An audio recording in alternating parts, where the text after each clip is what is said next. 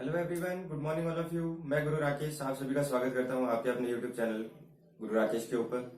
आज के इस वीडियो में मैं आपको एक ऐसे इंपॉर्टेंट टॉपिक की ट्रिक्स बताने जा रहा हूं जो कभी भी आपने आज तक ना तो देखी होगी, ना कभी सुनी होगी, ना किसी ने बनाई होगी। तो आज के इस वीडियो को आप पूरा जरूर देखें ताकि आप इस ट्रिक को आसानी से समझ पाए। तो let's move and see it. आज की जो अपनी वीडियो है ये आनुवांशिक रोग के ऊपर है, यानी आनुवांशिक रोग कौन कौन से हैं और उन रोगों को याद करने की ट्रिक्स क्या है, क्योंकि जेनेटिकली जो डिजीज है उनको याद करना थोड़ा सा मुश्किल होता है। तो आज मैं पेश करता हूं आपके सामने एक छोटी सी ट्रिक जो कि मेरी सेल्फ क्रिएट की गई है। अगर आपको अच्छी लगे तो चैनल को सब्सक्राइब और लाइक जरूर करें और शेयर भी जरूर करें। तो देखते हैं आनुवांशिक रोग जो है, इस आनुवांशिक रोग की ट्रिक क्या है। उस ट्रिक को एक लाइन में याद करना है। एक लाइन में कैसे याद करना है? ए मंगो, किसी का नाम अगर अपन ले, ए मंगो पटा वही क्लाइंट, कैसे? ए मंगो पटा वही क्लाइंट। अब ये जो लाइन अपन ने तैयार कर ली, इस लाइन के अंदर उन रोगों के नाम, उस डिजीज के जो नाम है वो कैसे हैं। अब अपन एक एक की बात करते हैं। सबसे पहले ए के अंदर जो डिजीज है वो है एडवर्ड सिंड्रोम। Edward syndrome. दूसरा जो है मंगो। मंगो के अंदर कौन सी डिजीज है? इसको मंगोलिज्म कहते हैं। मंगोलिज्म कहते हैं और इसी का नाम डाउन सिंड्रोम भी है। थर्ड वर्ड आता है अपने पास पटा। पटा के अंदर अपना जो डिजीज है वो है पटाऊ सिंड्रोम। फोर्थ आता है, इसमें दो वर्ड है, एक तो वह और एक ही। वह वाले वर्ड की मैं चर्चा कर रहा हूं। वह वाले वर्ड को यहां लिया गया है वर्णांधता से, वर्णांधता से। और नेक्स्ट जो अपना ही वर्ड है, इससे लिया गया है हीमोफीलिया। ये जितने भी रोग आपको मैं बताने जा रहा हूं ये सारे के सारे रोग इंपॉर्टेंट हैं और किसी ना किसी एग्जाम में इनसे रिलेटिव कोई ना कोई क्वेश्चन पूछा जाता है। इसके बाद नेक्स्ट आता है आपका लास्ट जो वर्ड है, इसके अंदर भी दो है, एक तो है क्लाइन और एक है टे वर्ड ओनली। यानी यहां मैं इस ने को अगर ऐसे लिख दूं तो यहां वही क्लाइन वर्ड के अंदर जो है वो है अपना डिजीज क्लाइनफेल्टर। कौन सा है? क्लाइनफेल्टर डिजीज है। और लास्ट जो टे बच गया, इस टे के अंदर आ जाता है अपना टर्नर सिंड्रोम। ये जितने भी रोग हैं ये सारे के सारे इंपॉर्टेंट हैं और जेनेटिक्स का टॉपिक जो मैंने पिछली वीडियो जेनेटिक्स की डाली थी, उन्हीं को जब अपन आगे और वीडियो के अंदर पढ़ेंगे तो लास्ट में हमारे पास एक रोग के ऊपर चैप्टर आना है। उस रोग को हम ट्रिकी रूप से कैसे तैयार करें, क्योंकि कॉम्पिटिटिव जो एग्जाम है उनमें हमें डायरेक्ट ऑप्शन टिक करना होता है। तो उस ऑप्शन को टिक करने के लिए हम डायरेक्ट उस ऑप्शन तक कैसे पहुंचे, तो ये कुछ ट्रिक्स हैं। तो देखो, ए मंगो पटा वही क्लाइंट, इसके अंदर इतनी सारी डिजीजें हैं, यानी ये 7 डिजीज जो है वो एक लाइन के अंदर हम तैयार कर सकते हैं। कैसे? अब इनके बारे में चर्चा करते हैं। सबसे पहले मैं बात करता हूं कि ऊपर वाली जो 3 डिजीज है, ये जो 3 डिजीज है, ये 3 डिजीज है अपनी एलिंग गुणसूत्रीय विकृति। यानी मैं ये कह सकता हूं कि ये एलिंग गुणसूत्र की कमी या अधिकता के कारण होती है। अब गुणसूत्र 2 टाइप होते हैं, वो अपन गुणसूत्र के ऊपर या क्रोमोसोम के ऊपर जब चर्चा करेंगे उस वीडियो के अंदर अपन देखेंगे विस्तृत इसकी जानकारी। यहां पर देखते हैं कि ये जो 3 है, एडवर्ड सिंड्रोम, मंगोलिज्म और पटाऊ सिंड्रोम, ये तीनों के तीनों क्या है? एलिंग गुणसूत्र पर होने वाली विकृतियां हैं। और शेष ये जो 4 बच गई, ये चारों की चारों क्या है? लिंग गुणसूत्रीय विकृतियां हैं। यानी कि ये लिंग गुणसूत्र पर कमी या अधिकता के कारण होती है। अब इन एक एक रोगों के बारे में हम ये देखते हैं कि ये होते किनके कारण हैं, तो उनकी अपन चर्चा करते हैं। सबसे पहले अपने पास आता है एडवर्ड सिंड्रोम। और इस एडवर्ड सिंड्रोम की अगर मैं बात करूं तो ये एडवर्ड सिंड्रोम 18वें गुणसूत्र के जोड़े में कौन से कितने गुणसूत्र के जोड़े में?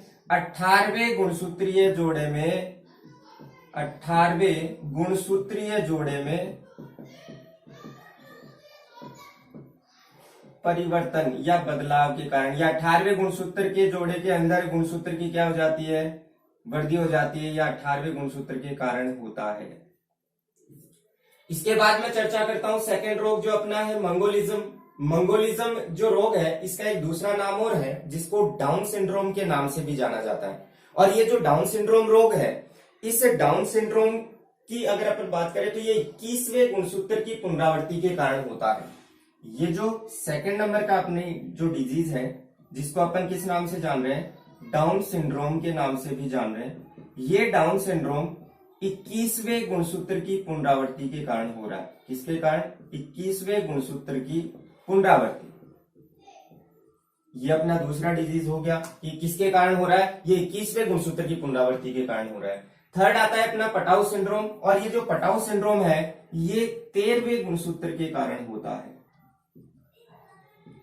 यानी अगर मैं बात करूं तो मनुष्य में टोटल गुणसूत्र 46 होते हैं, और उन 46 गुणसूत्रों में जो 22 जोड़ी गुणसूत्र है यानी टोटल 44 जो गुणसूत्र है वो तो होते हैं एलिंग, और जो एक जोड़ी गुणसूत्र बच गया यानी कि 2 बच गए वो होते हैं लिंग।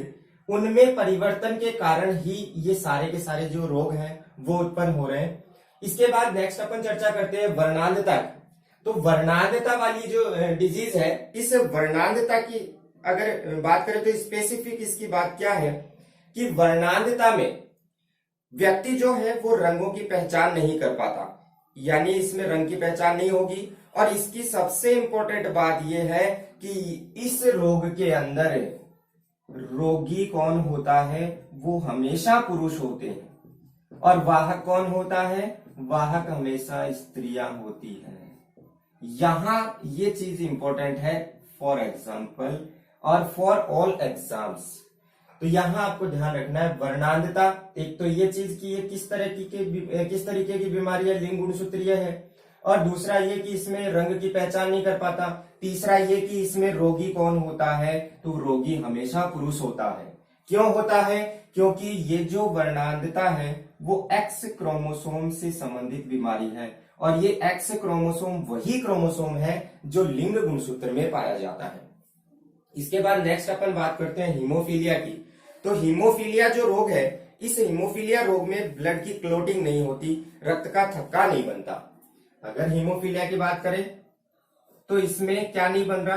रक्त का थक्का नहीं बन रहा, ब्लड क्लोटिंग नहीं होगी। अगर छोटी सी चोट लग जाए और रक्त अगर बह रहा है तो नॉर्मल अगर व्यक्ति होगा तो उसमें 5 से 7 मिनट के अंदर जो ब्लड क्लोटिंग है वो हो जाती है, लेकिन अगर वो हीमोफीलिया से ग्रसित है तो उसके अंदर ब्लड क्लोटिंग नहीं होगी। और इसमें भी रोगी कौन है?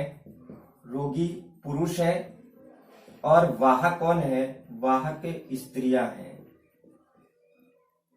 इसके बाद नेक्स्ट अपन बात करते हैं क्लाइनफेल्टर की। और क्लाइनफेल्टर सिंड्रोम जो होता है उसके अंदर गुणसूत्रों की संख्या में वृद्धि हो जाती है, यानी गुणसूत्र एक्स या वाई जो गुणसूत्र है उनकी वृद्धि के कारण गुणसूत्रों की संख्या 46 से 47, 48, 49 कितनी भी हो सकती है।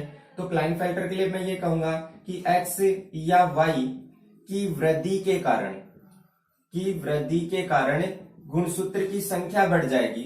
तो गुणसूत्र की संख्या बढ़ेगी तो गुणसूत्र की संख्या 47, 48 या 49 होगी। और ये जो संख्या है वो एक्स कितने बढ़ रहे हैं या वाई कितने बढ़ रहे हैं इस चीज के ऊपर डिपेंड करती है। और एट लास्ट अपना जो रोग है वो आता है टर्नर सिंड्रोम। और टर्नर सिंड्रोम की अगर बात की जाए तो ये टर्नर सिंड्रोम महिलाओं के अंदर जो लिंग गुणसूत्र होता है उसमें दोनों एक्स क्रोमोसोम होते हैं। नॉर्मल जो महिलाएं होती है उसमें दोनों एक्स होते हैं। अगर इनमें से एक एक्स गायब हो जाए तो उस महिला में कौन सा रोग है? टर्नर सिंड्रोम है। इसका मतलब मैं ये कह सकता हूं कि टर्नर सिंड्रोम जो डिजीज है इसके अंदर एक्स क्रोमोसोम की कमी होती है, या अपन ये कहें कि एक ही एक्स पाया जाता है। और इसमें रोगी कौन होने हैं? इसमें रोगी कौन होने हैं, ये आप इस ट्रिक को समझने के बाद मुझे कमेंट करके बताएंगे कि टर्नर सिंड्रोम में रोगी कौन होगा। तो ये थी आज की अपनी आनुवांशिक रोग के ऊपर 7 जो रोग हैं जो कि इंपॉर्टेंट है, इनकी संख्या और इनके द्वारा होने वाले जो रोग हैं उनके द्वारा प्रश्न है वो बहुत अधिक पूछे जाते हैं एग्जामों के अंदर। तो कैसी लगी आपको ये ट्रिक्स? अगर अच्छी लगी हो तो लाइक, शेयर और कमेंट जरूर करें और सब्सक्राइब चैनल को जरूर कर ले। अगर आपने अभी तक चैनल को सब्सक्राइब नहीं किया है तो आप ऐसी ट्रिकों से दूर रह जाएंगे, कहीं देर ना हो। तो लेट्स